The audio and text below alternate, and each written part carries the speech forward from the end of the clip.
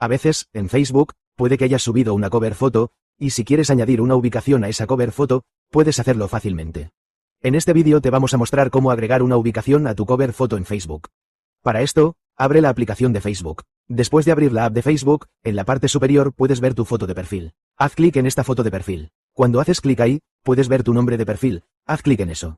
Al hacer clic, llegarás a tu perfil. En tu perfil, arriba, puedes ver tu cover foto. Haz clic en esta cover foto. Cuando haces clic, aquí puedes ver Sí cover foto. Haz clic en Sí cover foto. Al hacer clic, aquí puedes ver la opción de ubicación.